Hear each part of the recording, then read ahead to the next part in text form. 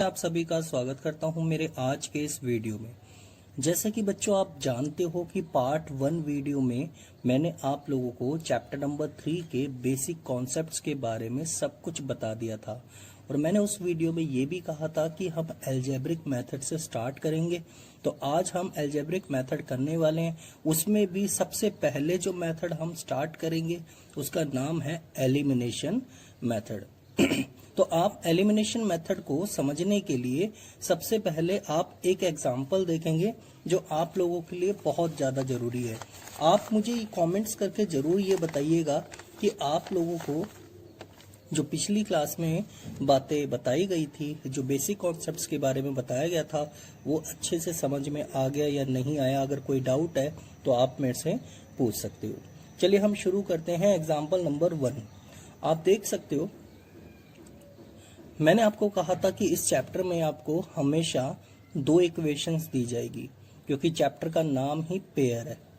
अब आप देख सकते हो, इसको मान लिया हमने इक्वेशन नंबर 1 और इसको मान लिया हमने इक्वेशन नंबर 2।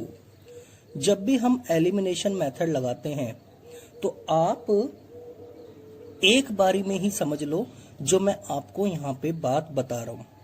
देखो, जब भी एलिमिनेशन मेथड लगाया जाता है ना, तो सबसे पहले आपको दोनों इक्वेशन में एक ऐसा वेरिएबल ढूंढना है जिसके साथ साइन सेम हो। साइन का मतलब प्लस या माइनस। तो आप देख सकते हो यहाँ पे y है, यहाँ पे y है, लेकिन यहाँ पे y के साथ प्लस है और यहाँ पे y के साथ माइनस है। तो इसका मतलब ये साइन डिफरेंट हो गए। तो सेम साइन किसके साथ हुए फिर? x के साथ, क्योंकि यहाँ कुछ नहीं माना जाता तो यहाँ प्लस का माना जाएगा। यहाँ पे भी कोई साइन नहीं है तो प्लस का ही माना जाता है। ये बात आप सभी को पता ही है। अब जैसे ही आपको ये पता चल गया कि x ही वो वेरिएबल है जिसके साथ साइन सेम है, फिर आपको अगले स्टेप में ये चेक करना है क्या उसका कोफिशिएंट भी सेम है या नहीं। तो हमने देखा यहाँ पे x के साथ 1 है और यहाँ पे भी x के साथ 1 है। जब कुछ नहीं होता तो वहां पे 1 माना जाता है। तो आपने क्या करना है, बस नीचे वाली इक्वेशन को देखकर साइन चेंज करते चले जाओ। अगर ये प्लस है तो ये हो जाएगा माइनस, ये माइनस है तो ये हो गया प्लस, और ये प्लस है तो ये हो गया माइनस। इससे ये कैंसिल। अब आपको मैं एक चीज बता दूं यहाँ पे कि अगर हमने यहाँ पे नीचे वाली इक्वेशन को देखकर साइन चेंज करे हैं तो अब इनकी ये वाली वैल्यू साइन की खत्म हो चुकी है। कहने का मतलब ये कि अब ये प्लस का x नहीं माना जाएगा, अब इसे हम माइनस का x पढ़ेंगे। इसे भी अब माइनस का y नहीं प्लस का y कहा जाएगा, और ये प्लस का 4 नहीं माइनस का 4 है। तो अब आप देख सकते हो y और y कितने हो गए? 2y। 14 में से 4 लेस करेंगे तो ये आ जाएगा 10। अब आप देख सकते हो कि y की वैल्यू 10/2 यानी कि 5। y की वैल्यू आपकी 5 आ चुकी है। अब इस y की वैल्यू को आप किसी भी एक इक्वेशन में रख दो। अब आप पूछोगे सर कौन सी इक्वेशन में रखना ज्यादा सही रहेगा, तो मेरा आंसर ये होगा कि जोन सी इक्वेशन सिंपल हो आप उस इक्वेशन में वैल्यू पुट कर दो। तो मैं यहाँ पे किसी में भी रख सकता हूँ क्योंकि दोनों ही इक्वेशन सिंपल है, तो मैं इसे फर्स्ट में रख देता हूँ। तो मैं यहाँ पे लिखूंगा put y = 5 in equation first we get. अब आप देखो फर्स्ट इक्वेशन में रख के क्या होगा, x + y = 14 है। x प्लस, अब y की जगह रख दो 5 आया ना क्योंकि y की वैल्यू। अब आप यहाँ पे रख दो 14 हो गया। उसके बाद आप देखोगे x = 14 - 5 यानी कि कितना आ गया? 9। हैंस हम कह सकते हैं x की वैल्यू आ गई 9 और y की वैल्यू आ गई कितनी? 5। यानी कि आपने देखा होगा एलिमिनेशन मेथड कितना सिंपल है, कितना अच्छी तरीके से इसका आंसर आ गया, और मुझे नहीं लगता आपको यहाँ पे कोई भी दिक्कत आई होगी। ठीक है ना।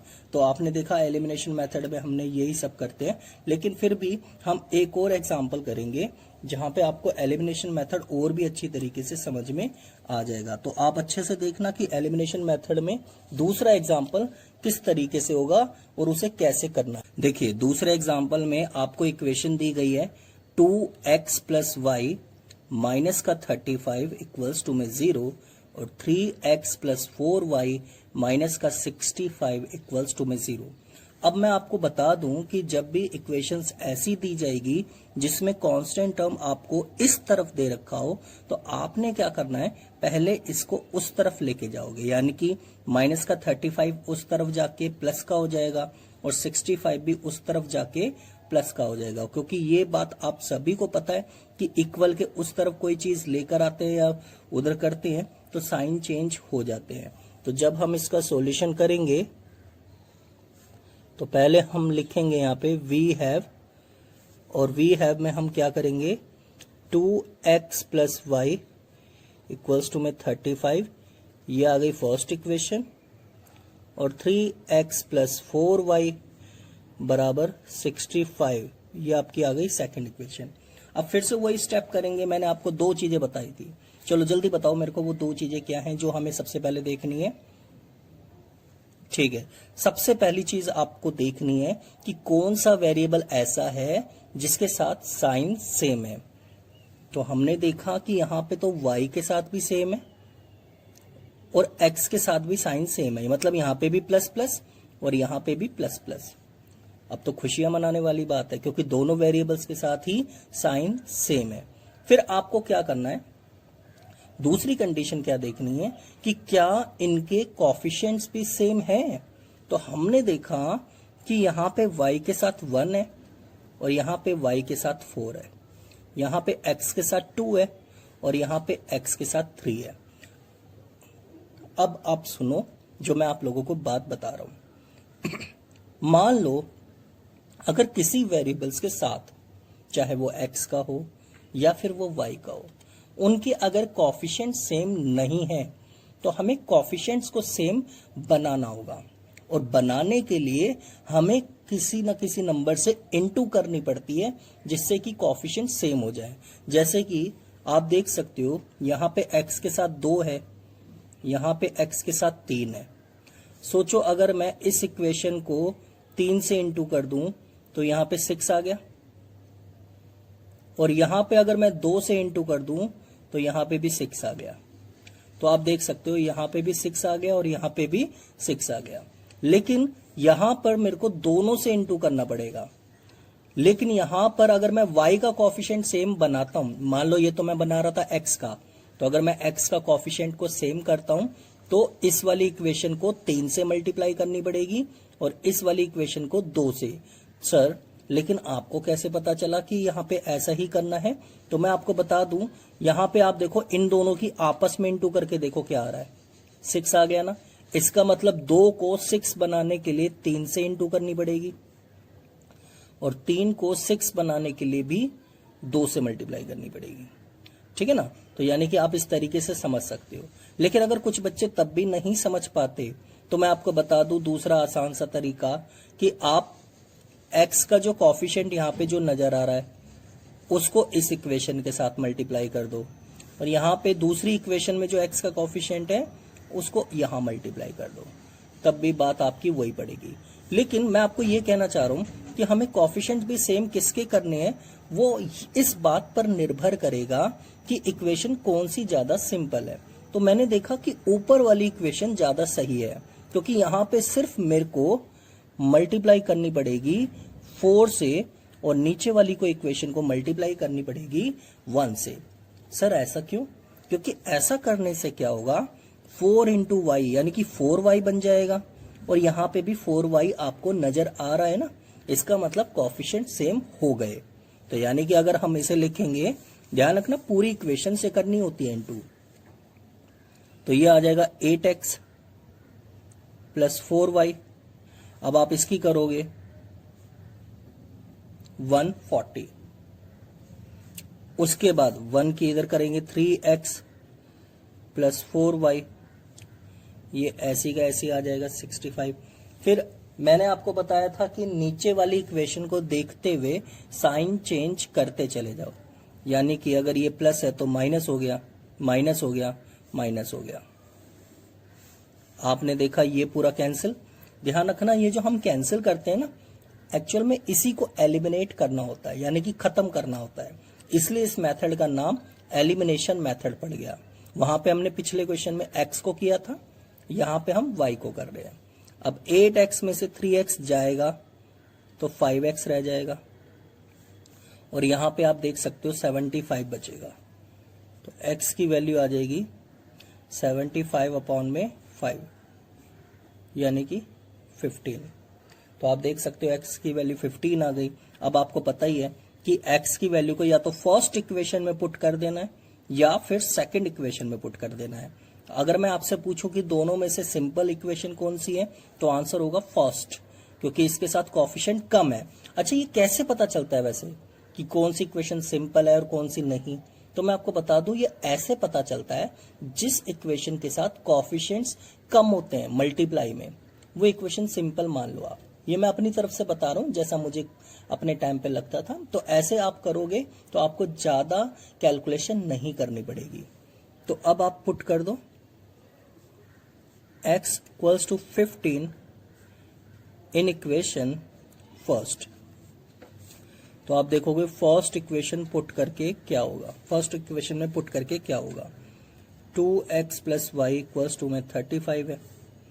अब 2 इंटू 15, आप देखा x की वैल्यू हमने यहां रख दी, प्लस में y चल ही रहा है, चलने दो उसे। 15 की 2 से इंटू करोगे 30,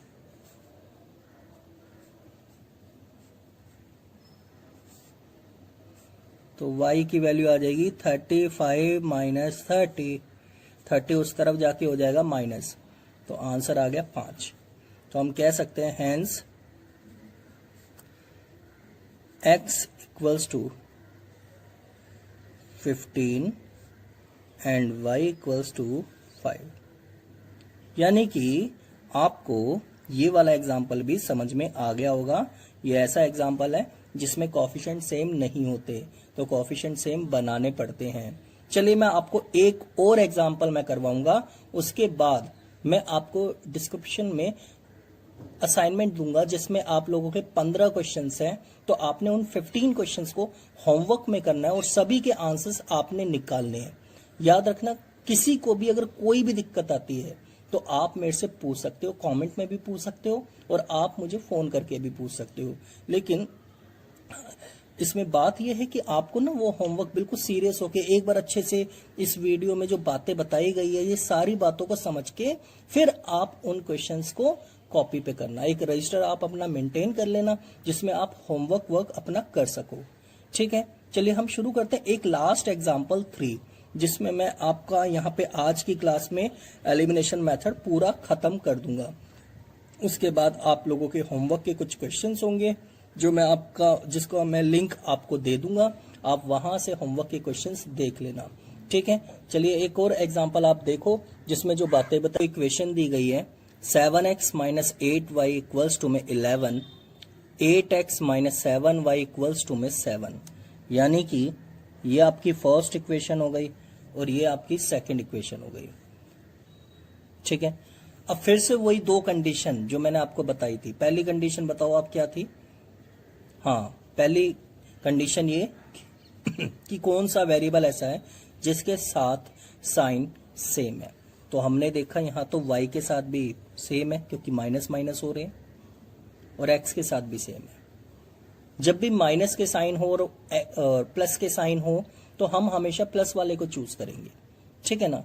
हालांकि ऐसा कोई हार्ड एंड फास्ट रूल नहीं है, बट फिर भी हम पॉजिटिव कैलकुलेशन को जल्दी अच्छे से कर लेते हैं, इसलिए हम हमेशा प्लस वाले को सेलेक्ट करेंगे अगर वहां पे माइनस के साइन भी सेम आ रहे हो तो। हमने देखा कि यहाँ पे प्लस है और यहाँ पे भी प्लस माना जाएगा। फिर दूसरी कंडीशन ये कि क्या उस वेरिएबल जिसका साइन सेम है, क्या उनके कोएफिशिएंट्स भी सेम है या नहीं।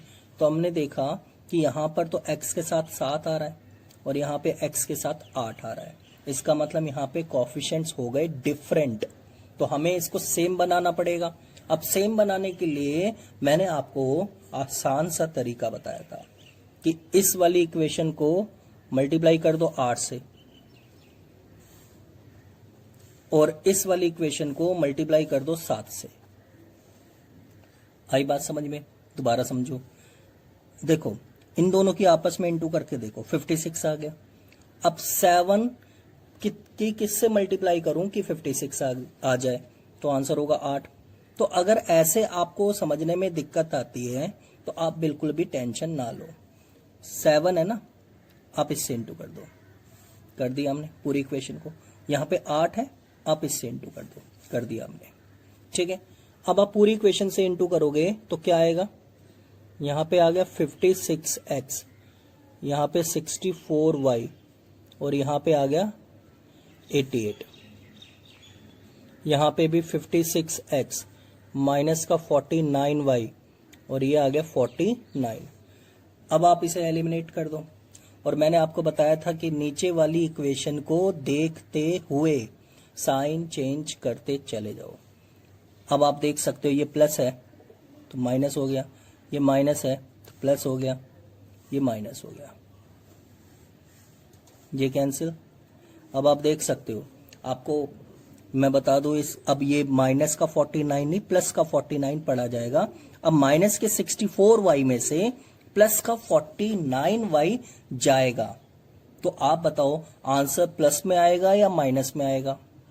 अब कुछ बच्चे कह रहे होंगे कि प्लस में आएगा और कुछ बच्चे कहेंगे कि माइनस में आएगा। तो मैं आपको बता दूं, जिस नंबर के साथ जो बड़ा नंबर है उसके साथ जो साइन होगा उसी में आंसर आएगा। तो आपने देखा कि बड़ा नंबर तो 64 होता है और 64 के साथ साइन कौन सा है? माइनस का। इसलिए जब हम इसे माइनस करेंगे तो ये आ जाएगा माइनस का 15y। आ गया ये माइनस का 15y। फिर उसके बाद हम यहां माइनस करेंगे। अब यहां माइनस करेंगे तो आप देख सकते हो कि यहां पे माइनस करके क्या आएगा? 88 में से 49 माइनस करेंगे तो आप देख सकते हो ये आ जाएगा 39। अब y की वैल्यू निकालेंगे तो आप देख सकते हो ये माइनस इधर आ जाएगा 39/15। अब कुछ बच्चे क्या करते हैं कि माइनस इधर लेके प्लस कर देते हैं, बट उन लोगों को मैं बता दूं जब मल्टीप्लाई होते हैं तो माइनस एज इट इज आ जाता है, क्योंकि वो माइनस चला जाता है डिवाइड में। डिवाइड में यहां आके वो ऊपर आ जाता है, लेकिन साइन चेंज नहीं होता। साइन चेंज तब होता है जब माइनस वाले नंबर को, टर्म्स को हम उधर लेके जाते हैं, ठीक है। अब इसे सॉल्व कर दो। यहाँ पे कट रहा है ये 3 से, तो 3 एकम 3, 3 तिया 9, तो ये आ गया आंसर y का माइनस का 13/5। अब माइनस 13/5 को आपको पुट कर देना है। पुट कर देंगे हम इसे इक्वेशन नंबर 1 में, किसी में भी रख सकते हैं क्योंकि कोई सी भी इक्वेशन सिंपल तो है नहीं। तो हम इसे फर्स्ट इक्वेशन में पुट कर देंगे। तो यहां पे लिखेंगे put y equals to minus 13/5 in equation first, we get. तो आप देख सकते हो 7x माइनस का 8y इक्वल्स टू में 11 है। तो यहाँ पे 7x माइनस 8 और ये है माइनस का 13/5। यहाँ पे याद रखिए कि आपकी वैल्यू आई है माइनस में और यहाँ पे एक माइनस पहले से चल रहा है। तो जब भी आप वैल्यू पुट करोगे तो ऐसे ब्रैकेट लगा के फिर पुट करना। जैसे y की वैल्यू ये निकल के आई है तो 8 यहाँ पे चल ही रहा है और y की वैल्यू दिखाने के लिए मैंने क्या करा, ब्रैकेट में बंद करके किया, क्योंकि साइन का चक्कर पड़ सकता है इसलिए, ठीक है ना। ये माइनस का 13 है, ध्यान रखना। 11 7x। अब आप माइनस माइनस क्या होता है? प्लस। 8 की 13 से इंटू करो आप, तो आप देखोगे 8 की 13 से इंटू करके क्या आएगा? 8 के 24 और 8 एकम 8,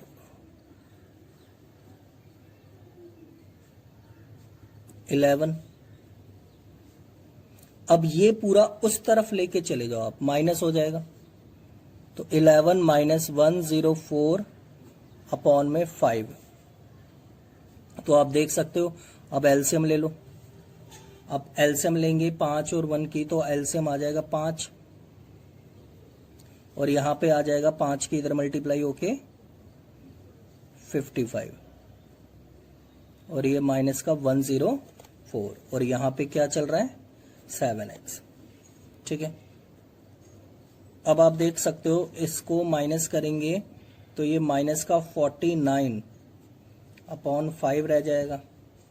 ठीक है, क्योंकि इसमें से माइनस करेंगे तो बड़ा नंबर माइनस 104 है और इसके साथ माइनस का साइन है, तो जब हम माइनस करेंगे तो आंसर भी माइनस में आएगा। फिर x की वैल्यू निकालने के लिए 7 नीचे चला जाएगा 5 के साथ मल्टीप्लाई में। ठीक है, आ गया, क्योंकि जो चीज मल्टीप्लाई में होती है वो दूसरी तरफ डिवाइड में चली जाती है। अब 7 से आप ये काट दो, 7 पे चला गया, माइनस है ही पहले से ही, तो यहां पे आ जाएगा माइनस का 7 अपॉन 5। हैंस अब आपको x की भी वैल्यू पता चल गई और y की भी वैल्यू पता चल गई। इसी के साथ हमारा एलिमिनेशन मेथड यहां पर पूरी तरीके से खत्म होता है। अगर आपको कोई भी डाउट हो कि आपको साइन का चक्कर समझ में नहीं आया या फिर कोएफिशिएंट्स को सेम करना नहीं आया, तो आप मेरे से पूछ सकते हो। ठीक है, जहां तक मुझे लगता है कि आपको क्वेश्चंस करते टाइम इतनी दिक्कत आएगी नहीं, क्योंकि मैंने 3 अलग अलग एग्जांपल्स लेके सारी बातें यहाँ पे समझा दी कि क्या हो सकता है क्या नहीं हो सकता। बस आपको ये ध्यान रखना है जब कोएफिशिएंट सेम नहीं होते तो उन्हें बनाना पड़ता है और ये हमें खुद से सोचना होता है कि किसको किससे इनटू किया जाए ताकि कोएफिशिएंट्स को सेम बनाया जा सके। फिर दूसरी बात मैंने ये भी बताई थी कि उसी इक्वेशन के उसी वेरिएबल के हम कोएफिशिएंट सेम बनाएंगे जिनके साथ साइन सेम हो, यानी कि अगर साइन डिफरेंट होंगे तो उनके कोएफिशिएंट्स को नहीं बनाना सेम, हमें सिर्फ उसके बनाना है जिसके साथ साइन सेम हो। और अगर मान लो दोनों के साइन सेम होते हैं यानी कि दोनों वेरिएबल्स में, तो यहां पे हम पॉजिटिव वाले को ले लेते हैं जैसे इसमें हुआ। यहां पे आप देखो माइनस माइनस हो रहा है, यहां पे प्लस प्लस हो रहा है, तो हमने प्लस प्लस वाले को ले लिया। हालांकि आंसर इससे भी आ जाएगा, मैं आपको बिल्कुल भी मना नहीं कर रहा, लेकिन आप पॉजिटिव वाले लो तो ज्यादा सही रहेगा। ठीक है, अपना अपना सबका होता है ना तरीका, तो ये है। तो आपको उम्मीद करता हूं कि मैं यहाँ पे आपको एलिमिनेशन मेथड पूरी अच्छी तरीके से समझ में आ गया होगा। और आप प्लीज, आपसे रिक्वेस्ट है मेरी कि आप होमवर्क जरूर करें और जिन बच्चों के आंसर्स सारे क्वेश्चंस के आ गए मुझे बताना कि ऐसा कौन सा बच्चा है। जो भी बच्चा जिसके सारे क्वेश्चन के आंसर एकदम से आ गए बिना अटके आए हैं, अपना मेरे को नाम कमेंट में बताना और कमेंट करके बताना कि आपके आ गए हैं बिना काटापिटी करे, यानी कि एक ही बारी में सारे क्वेश्चंस निकलते चले गए। ठीक है, मैं अगले वीडियो में आप लोगों को सब्स्टिट्यूशन मेथड करवाऊंगा जो कि अलजेब्रिक मेथड का सेकंड मेथड है। तो तब तक के लिए आप लोग ये होमवर्क अच्छी तरीके से कर लेना, क्योंकि मैं तभी आप लोगों को दूसरा मेथड करवाऊंगा। हाँ, अगर होमवर्क करते टाइम किसी बच्चे को कोई प्रॉब्लम आ रही हो, कोई दिक्कत हो, तो आप मेरे से पूछ सकते हो, कमेंट करके भी पूछ सकते हो और आप मेरे को कॉल करके भी पूछ सकते हो, मैसेज करके भी पूछ सकते हो। ठीक है, अगले